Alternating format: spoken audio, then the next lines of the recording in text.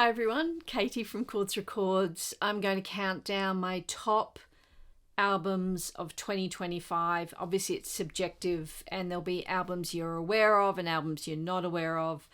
But this is not a popularity contest. You won't see any Taylor Swift or Sabrina Carpenter or any of the best-selling albums. You will see really popular ones just because I really like them, but you'll probably see ones that you've never heard of. And so I'm going to do 23 albums. I'll go through them quite quickly. The first album that I'm going to do at number 23 is one of those ones you may not know, and it's Casey Velazza. She was a New Orleans resident. I think she's recently moved to Nashville. She's been doing a European tour. What is she? She's sort of folk. She often has a band with her and she's amazing with her band, but we saw her in Australia on her own with just her guitar. She's got the voice of an angel, kind of a little bit like Joni Mitchell, and her songs are very, very lyrical. Her music's beautiful. And this is her latest album, From Newman Street. Absolutely brilliant. I'll put a link in the description below of all these albums where you can get them in case you're interested. But that's number 23, Casey Velazza. All right, the next one, number 22, a fantastic joy bomb of an album, Jon Batiste. We all know who Jon Batiste is, an amazing multi-instrumentalist jazz musician, originally from New Orleans, living in New York. Was the band leader for Stephen Colbert for many years. He releases an album, it feels like nearly every year now. This was his latest one, Big Money, and I just loved this and I listened to it a lot. And he featured Randy Newman on a cover of Lonely Avenue, and it was just those two in a room. Absolutely brilliant. Love this album. Love the man. Number 21 is another one that you may not know, and this is Ganavia and an album called Nilam. This was from Impressed Recordings. It's an Australian label. They imported it. It's a very limited edition, and Gavanya is a world music, originally Tamil of origins. I think she lives in LA now, lived in New York for a while. And it's a mixture of very much Indian-esque music mixed with jazz, mixed with soul. It's a spiritual album, and she's a spiritual singer. She's a singer. She has world music instruments around her. And it's a meditative album, really, really exquisite album. Not for everyone, but it is one of my top albums of the year. The next one you probably do know, Lucy Dacus from Boy Genius, Forever Is a Feeling. I am all in on Boy Genius and anything by any of the trio. Of course, Boy Genius being Phoebe Bridgers, Lucy Dacus, and Julian Baker. And this is Lucy Dacus' solo album from earlier in the year. It's a love album, really. Forever Is a Feeling is what it says on the tin. This is my special foil kind of edition. It's quite beautiful. I really like this woman. I really like her sensibility, her sound, her production. It's very easy listening. There's nothing challenging about it. It's good to put on and, go about your day. Quite catchy tunes. Beautiful voice. Like, she's a beautiful singer, but she's an intellect. Like, her lyrics are steeped in intellectual kind of prowess and poetry. And I really appreciate her for her art. So that is Lucy Dacus, Forever Is a Feeling. Okay, number 19. This should be higher, really. Gosh, it was so hard to pick the albums.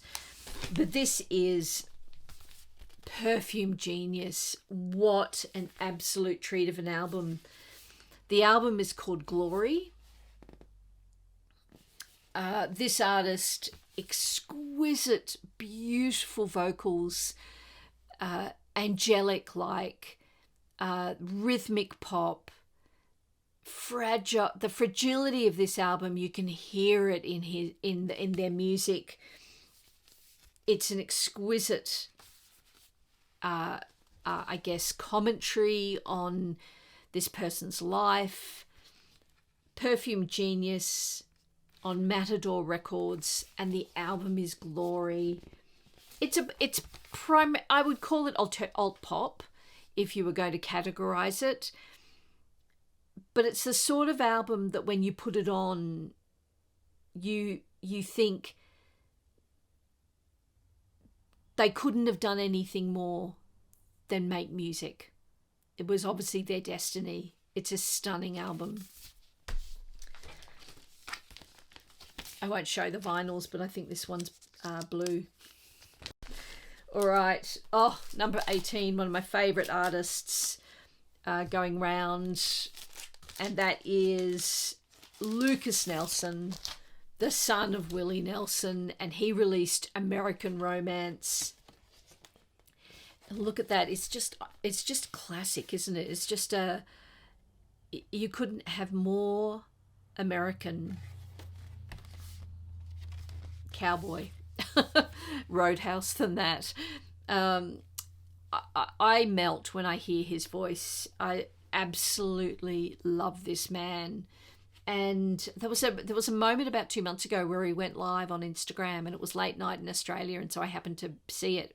And it was late night where he was in Hawaii. It was a random kind of meeting of time zones, and it was probably early morning for where he was.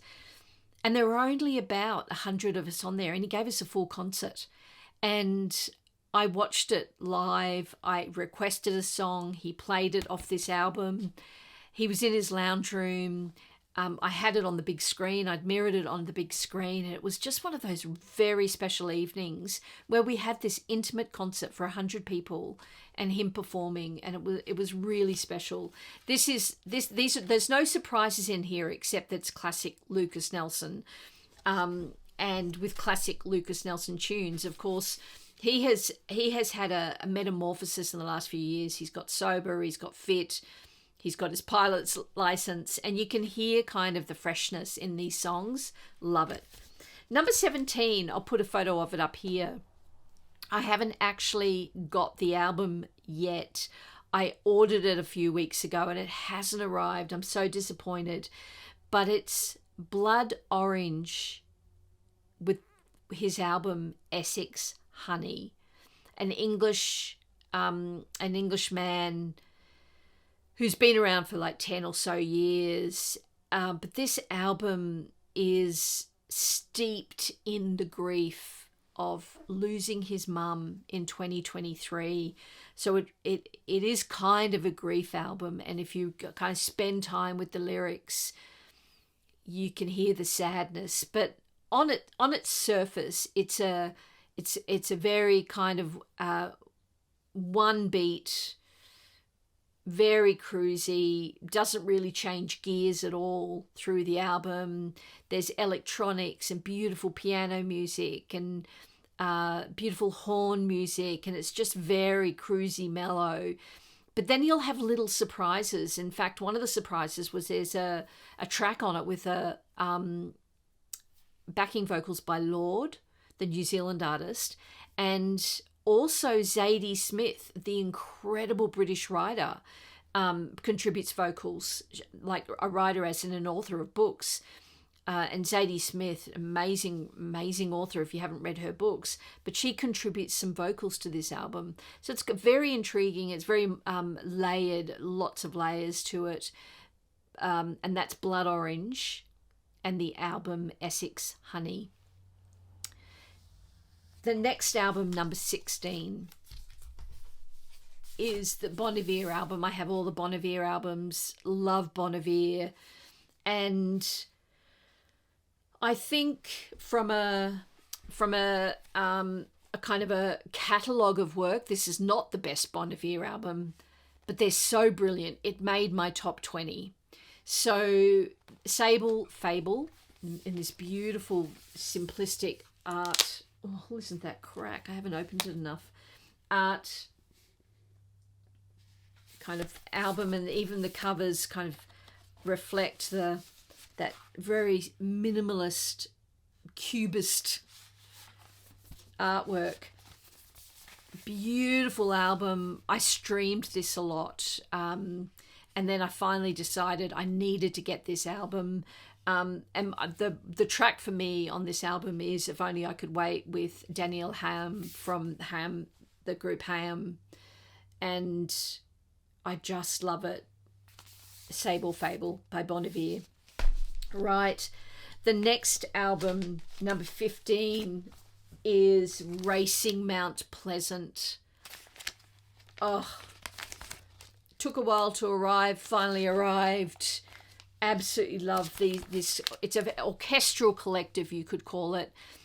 It's very much in that vein of big bands, lots of instruments, lots of people on stage. They used to be Kingfisher back in the day, and they've kind of reimagined themselves into this new album, sort of self-titled band, Racing Mount Pleasant. There's even a single called Racing Mount Pleasant on here, and it's everything you'd expect from that genre of that kind of orchestral alt pop music.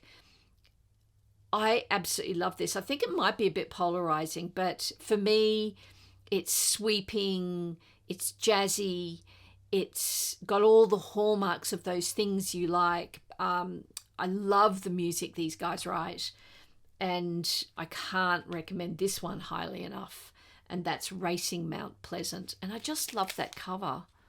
It's beautiful. Okay, right, the next one might surprise you at number 14. This is a hip-hop album, and it is a stunning album called Mercy by Armand Hammer and The Alchemist. So Armand Hammer are a hip-hop duo, Billy Woods and Ulysses, and The Alchemist is a producer, famous hip-hop producer, and they've collaborated on this album called Mercy. This is the Australian-only alternative cover version, which I bought from Impressed Records. I got 180 of 500. And I bought this on a whim. It was recommended to me, and I love hip-hop, but I don't claim to know a lot about it, and I don't pretend to be, anything but kind of a light listener, I guess, of hip-hop music, and I certainly am not the target audience, and it's not for me.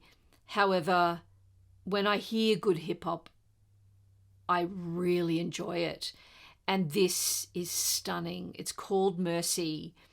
It's slightly, it's typical hip hop in some of the language is a bit confronting. It's slightly violent. It's poignant, tragic, beautiful, beautiful songs, rhythmic, classic beats, everything you want out of a great hip hop album, I guess. But I really, really enjoyed this album, and so much so it made it into the low teens for my best of in 2025. So that's Mercy by Armand Hammer and The Alchemist. Right, at number 11, another one that you may or may not know, Anastasia Tether. She's a Nigerian UK artist, lives in UK, originates from Nigeria, and calls herself a folk singer, which she is an incredible guitarist. Her music is sort of a little bit like how would you describe it? It's kind of like I'm loath to kind of call her like a Tracy Chapman, but she's got that deep soulful voice of a Tracy Chapman, Sade like. It's mellow, groovy, soothing, but at the same time it's got these folk qualities about it, and at times it harks back to like a James Taylor or an early 70s folk artist, a Joni Mitchell even. Absolutely worth spending time with this album, and the first couple of times I listened to this, I leaned in, I sat down, I was fully engaged with it, and it really deserves that kind of listen. It's beautifully recorded. That's her there as well. And there's a spoken word poem on here by a friend, a contributor. It's got multi-instrumentals on it, strings, horns, beautiful. Highly recommend this one, coming in at number 11. Okay, number 13, I think. Number 12 is Wolf Alice The Clearing. These guys are the English modern day Fleetwood Mac, psych rock, slight folk sensibilities, slight alt rock sensibilities. I love them. Look at that classic album cover. This was a very popular album in the year. I think I got the Blood Records limited edition only because I thought it was so pretty. And how could you not get pressed flowers in an album? I mean, it's not audiophile, let's face it, but it's about the music, and it was very symbolic of this album and this group. Really loved The Clearing by Wolf Alice. Number 11, one of the great Australian new artists, Folk Bitch Trio, on Impressed Recordings. I got a limited edition there. These three friends have been signed to Jaguar, same label as Bon Iver, and this is a beautiful kind of reproduction. It's kind of this matte finish if you're into this kind of stuff. But the actual music is folk music, or it's contemporary folk. It's three girl harmonies singing really beautiful songs. It kind of is what it says. There's no surprises, but it's got a kind of an Australian quirk to it. And if you're Australian, you would know what I mean by that. Give it a listen. They're going to be huge. They're touring everywhere. They're being recognised all over the world. And this album was a great debut album by Folk Bitch Trio. All right, we're into our top 10. And at number 10 was the first debut album by Cameron Winter, heavy metal. Of course, Cameron Winter, lead singer of Geese, which the latest album by Geese from a couple of months ago, or actually more recently, is making so many best of 2025s online, YouTube vinyl community. It hasn't made mine. I just can't get past the first track. And I just, to make this list, I have to be able to listen to the album, and I don't want to be skipping that first track, and I just can't get past it. Sorry guys, but you didn't make the cut. However, Cameron Winter's beautiful heavy metal, released on about the 28th of December last year, so it makes the cut for this year, is just sublime. It's different from Geese. It's far more lo-fi, ballady. His kind of gravelly, awkward, almost spoken word voice at times, fragile. It's beautiful, and the track for me on this is song 4 on side 1, Drinking Age. Honestly, this man is a genius, can do no wrong, except that first song on Geese. All right, coming in at number 9, one of my favourite bands. I won't hear a bad thing about them. It's Big Thief with Infinity. I love this album cover, and the the sort of infinity symbol, but appeal of a lime. And I got it on this beautiful kind of lime album vinyl color.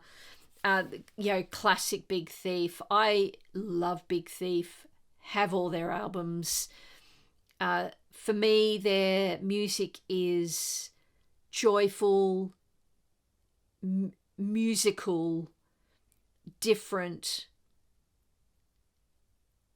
challenging at times, but for the most part makes me feel happy.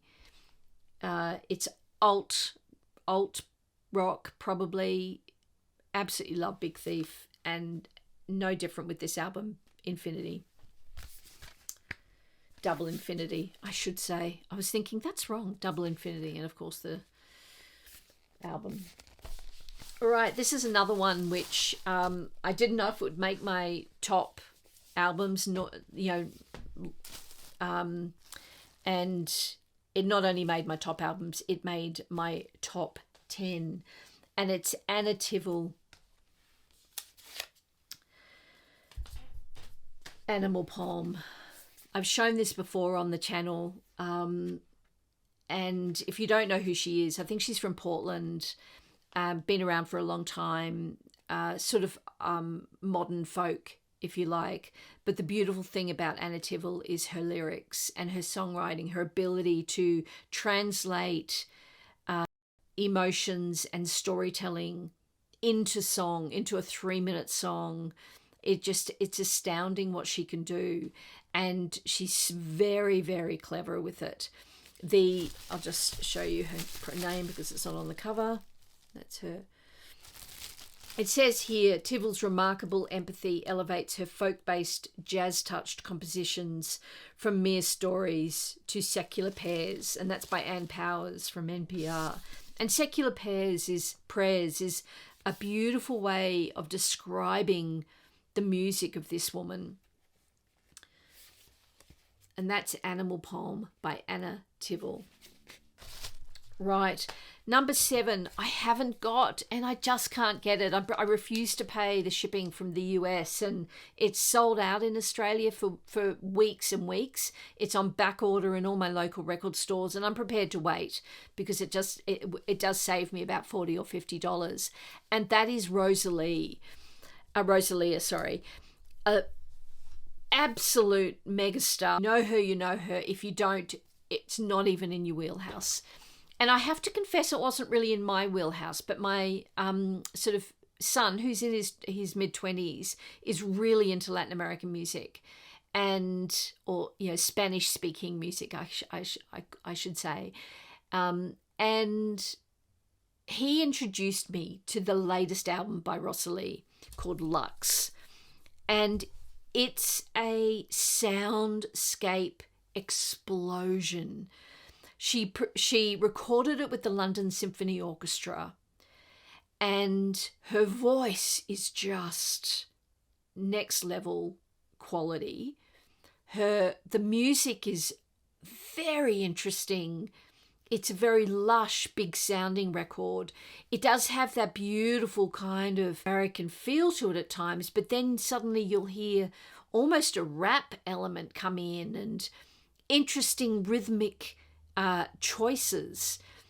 It really should be higher than the number 7 that I've put on it, but I felt like, because I haven't heard it on vinyl, and this is, even though it's a music kind of channel, it really is a vinyl channel. I thought I can't put an album that I haven't got on vinyl yet in my top 5, but I suspect when all is said and done and time recedes into the distance, Rosalia will make one of my top albums of this decade. This album, I can't say enough about it. In fact, I wish I had put it higher, but she's at number 7 or 8. Right, number 6. I have to thank the Digital Gramophone for recommending this one.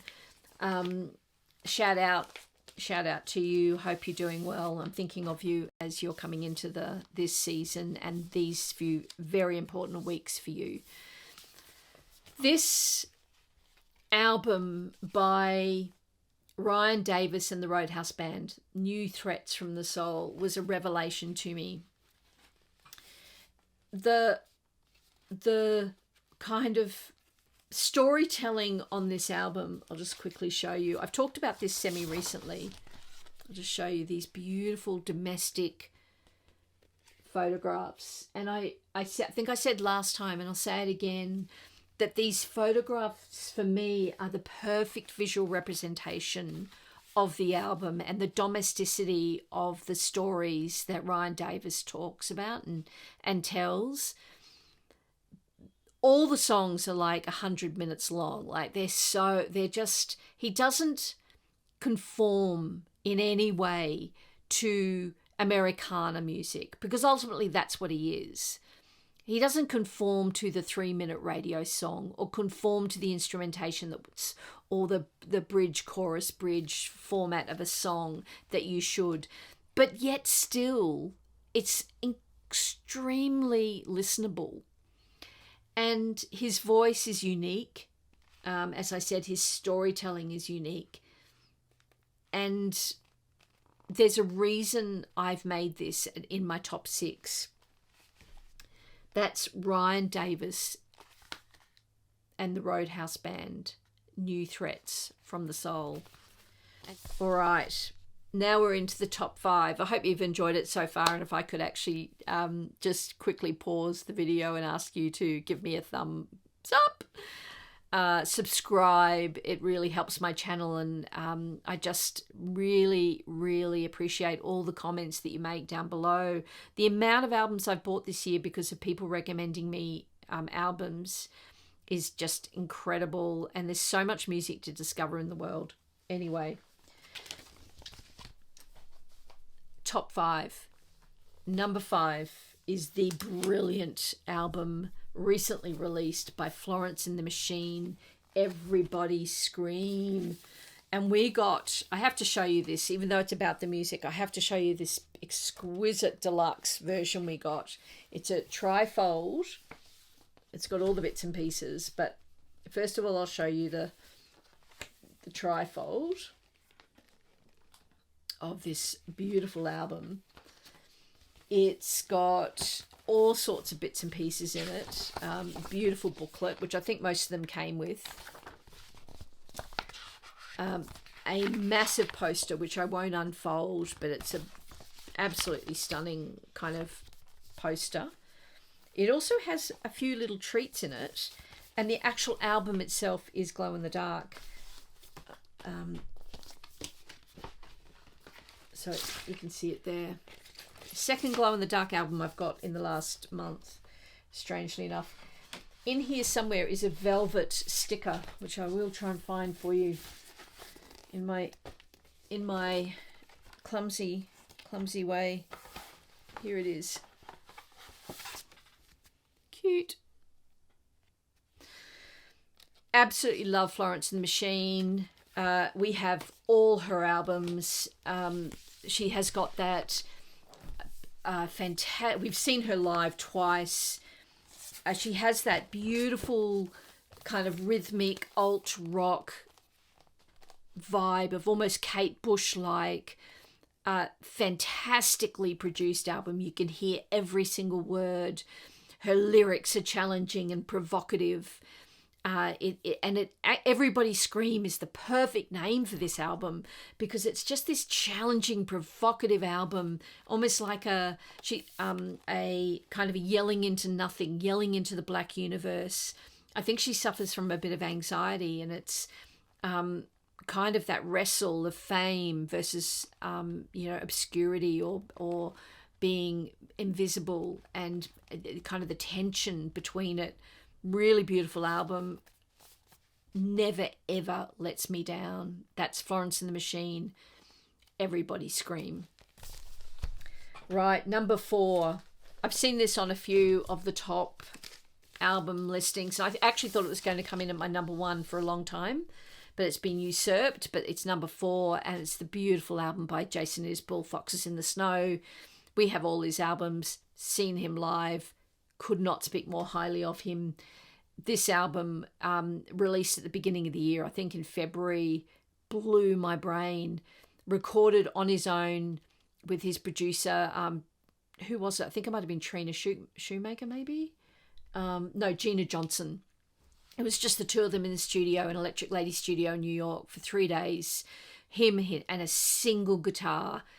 And he basically wrote and recorded 11 tracks, put them to tape, and released this album. It's a breakup album from Amanda Shires, who also released an album this year. Unfortunately, didn't make my top albums. But beautiful, Nobody's Girl, beautiful album, but didn't make it. This album, beautiful representation of a love story gone wrong, but also falling in love again. Jason Isbell, Foxes in the Snow. And that painting is by the new love of his life, which is quite a lovely touch. Number 3, this is a very recent album by Madison Cunningham. Again, I think I've shown this on the channel before. This album is called Ace. And if you know Madison Cunningham, she won the Grammy for Best Folk Album 2 years ago, I think it was. Typically a guitarist, but this is piano forward and piano heavy, and it still has the beautiful lyricism of Madison Cunningham. There's almost alt tunings, almost like Joni Mitchell, and her voice. Some of the songs are very Joni Mitchell-like. I've played this back to back to back when it first arrived. I still put it on. It's a really beautiful contribution from Madison Cunningham. She recently had released an album with Andrew Bird. It was a full note for note replication of Buckingham Nicks, and that was released last year, I think, and it was kind of like a filler album for them, just a kind of passion project. And then she's come out with this album, really fantastic. That comes in at number 3. Right, now we get to the final 2 albums. I've recently done a full video on this. I'm a massive Brandi Carlile fan. Her album with Elton John, Who Believes in Angels, which was also released this year, didn't make the cut for me. I enjoyed it, but not enough to make my top 23 albums. However, her new solo album, Returning to Myself, has made it in at number 2. It is such a surprise of an album, produced by Andrew Watt. Like it's got those kind of essence of The National and Bon Iver on it. It kind of sounds like that. It's all layered vocals. The only vocals you hear on this are Brandi Carlile. All the harmonies are done by her, except for one song with Justin Vernon. Her usual bandmates, the Hansroth twins, do feature as co-writers, and they play instruments on here, but no vocals. The album's a real surprise, and if you haven't been a Brandi Carlile fan, don't let that put you off. Give it a listen before you judge it, and give it a few listens to kind of let it get under your skin. It's really, really clever. So that's my signed copy with Brandi, Phil and Tim and Sister Strings, her string section. That's number 2. Right, my number 1 album of 2025, and I haven't seen it on anybody else's, so I'm an individual, and that is Matt Mason. This album is called A Quiet and Harmless Living, and I, apart from loving the title, I just think that's such a beautiful title in these times. It has been such a bad year for the world. I really thought that was a beautiful title to give as a gift to music listeners. Clearly, it's a reflective title about his life. This album is, for me, all filler, all killer, no filler. I do not miss a track when I'm listening to this album. It's Americana. It's Americana. It's almost has the same feel of some of the kind of the orchestra collective style music that I do love and lean into. And his lyrics are catchy. His lyrics are beautiful. The hooks on the music are really hooky. And I just love this man so much. I didn't know anything about him until I heard this album. So it's not that I've been all in on this guy. I don't know. I've never seen him live. Don't know anything about him. I think he's married with a child. But for me, it is purely the music. And I randomly stumbled on across him, and I haven't looked back. Absolutely love this album by Matt Mason. I'll show you the hype sticker. I've got a few albums, maybe 3 or 4, that didn't make the cut. They're highly recommended, but they didn't quite make it. Black Country, New Road, I collect all their albums. Another kind of a big orchestral vibe of a band. This album, Forever How Long, came out mid-year. Really love it. Slightly different from their other albums, but didn't make it. Wet Leg, Moisturizer. Love the band. Have seen them live in Sydney 2 years ago. We have their other album. But I found that I haven't returned to it as much as I thought I would. The new brilliant album by Nico Case. Maybe I haven't spent enough time with this. I was surprised at how much I did enjoy it, actually, because I haven't heard from her for a while. And as soon as you put it on, it takes you back to Nico Case. She has not lost anything. It's a really brilliant album. Haven't spent enough time with it. Possibly could move up to my top 23. Mirador, the kind of passion project, side project by one of the brothers out of Greta Van Fleet. Very psych, Celtic, glam rock album. Love it. And then finally, a folk album by Maddie Diaz, the wonderful singer-songwriter, Fatal Optimist. This came out about a month ago. Really great album. Didn't quite make the cut. All right, that's it for my top albums of 2025. I might think about doing my favourite reissues, because I have a huge list. Look out for that. I'll be dropping a Christmas album video soon, and I'll see you next time. Bye.